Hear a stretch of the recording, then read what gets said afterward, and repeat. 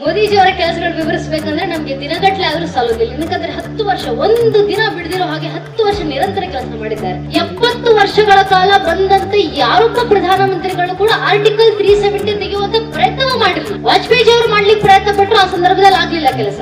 ಆಗ ಸಂಸತ್ನಲ್ಲಿ ನಿಂತ್ಕೊಂಡು ವಾಜಪೇಯಿ ಅವರು ಹೇಳಿದ್ರು, ಮುಂದೊಂದು ದಿನ ಮತ್ತೊಮ್ಮೆ ಭಾಜಪಾ ಬಹುಮತದಲ್ಲಿ ಬಂದು ಇದೇ ಸಂಸತ್ನಲ್ಲಿ ನಿಂತ್ಕೊಂಡು ಇದೇ ಆರ್ಟಿಕಲ್ 370 ಕಿತ್ತು ತೆಗಿತೀವಿ ಅಂತ ಆ ಕೆಲಸವನ್ನ ನರೇಂದ್ರ ಮೋದಿಜಿ ಅವರು ಮಾಡಿದ್ರು. ಆರ್ಟಿಕಲ್ 370 ತೆಗೆಯುವಂತ ವೇಳೆಗೆ ಎಲ್ಲಾ ಪತ್ರಿಕೆಗಳ ಹೆಡ್ಲೈನ್ಸ್ ಅನ್ನ ಬರೆದು, ಅಕಸ್ಮಾತ್ ಆರ್ಟಿಕಲ್ 370 ಕಾಶ್ಮೀರದಲ್ಲಿ ಏನಾದ್ರೂ ತೆಗೆದ್ರೆ ಕಾಶ್ಮೀರದ ನದಿಗಳು ಕೂಡ ರಕ್ತಮಯವಾಗ್ತವೆ, ಕಾಶ್ಮೀರ್ಗೆ ನದಿಯಲ್ಲಿ ಲಹು ಸೆ ಭಯಂಗೆ ಅಂತ ಹಿಂದಿ ಪೇಪರ್ಸ್ ಗಳಲ್ಲಿ ಹೆಡ್ಲೈನ್ಸ್ ಬರೋದು. ತಾಯಿ ಎದೆ ಹಾಲು ಕುಡಿದಿದ್ರೆ ಲಾಲ್ ಚೌಕಿಗೆ ಬಂದು ತ್ರಿವರ್ಣ ಧ್ವಜ ಹಾರಿಸಿ ಅಂತ ಒಂದಿಷ್ಟು ಜನ ಧಮಕಿಗಳು ಹಾಕಿದ್ರು ಮೋದಿಜಿ ಅವರಿಗೆ. ಮೋದಿಜಿ ಅವರು ಬಹಳ ಸೌಮ್ಯ ಮುಖದಲ್ಲಿ ಕಾಣಿಸ್ತಾರೆ. ಒಮ್ಮೆ ಮೋದಿಜಿ ಅಗ್ರೆಸಿವ್ ಆದ್ರೆ ಏನ್ ಬದಲಾವಣೆ ಆಗುತ್ತೆ ಅನ್ನೋದು ಕಾಶ್ಮೀರ ಉದಾಹರಣೆ. ಬೇರೆ ನಾಯಕರಾಗಿದ್ರೆ ಕಾರ್ಯಕರ್ತರು ಮುಂದೆ ಬಿಡ್ತಾ ಇದ್ರೆ, ನೀವು ಹೋಗಿ ನೀ ಧ್ವಜ ಹಾರಿಸಿ ನಾನು ಹಿಂದೆ ಬರ್ತೀನಿ ಅಂತ.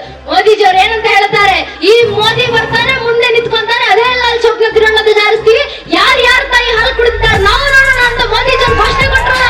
ದುರ್ಬಲ ವ್ಯಕ್ತಿಗಳು ಮಾತ್ರ ಧಮಕಿಗಳು ಹಾಕೋದು, ಶಕ್ತಿಶಾಲಿ ವ್ಯಕ್ತಿಗಳು ಬರ್ತಾರೆ, ಪುಸ್ತಕ ಕೈಲಿ ಹಿಡ್ಕೊಂತಾರೆ, ಸಂಸತ್ನಲ್ಲಿ ಇಟ್ಕೊಂತಾರೆ, ರಾತ್ರೋರಾತ್ರಿ ಆರ್ಟಿಕಲ್ 370 ಕಿತ್ತು ಬಿಸಾಡಿ ಹೇಳ್ತಾರೆ, ಇನ್ನು ಮುಂದೆ ಭಾರತದ ಸಂವಿಧಾನ, ಅಂಬೇಡ್ಕರ್ ಅವರು ರಚಿಸಿರುವಂತಹ ಸಂವಿಧಾನ ಕಾಶ್ಮೀರದಲ್ಲಿ ಲಾಗು ಆಗುತ್ತೆ, ಯಾರೇನ್ ಕಿತ್ಕೊಂತೀರಿ ಕಿತ್ಕೊಳ್ಳಿ ಅಂತ ಹೇಳಿ ಆರ್ಟಿಕಲ್ 370 ಕಾಶ್ಮೀರದಲ್ಲಿ ತೆಗೆದ್ರು.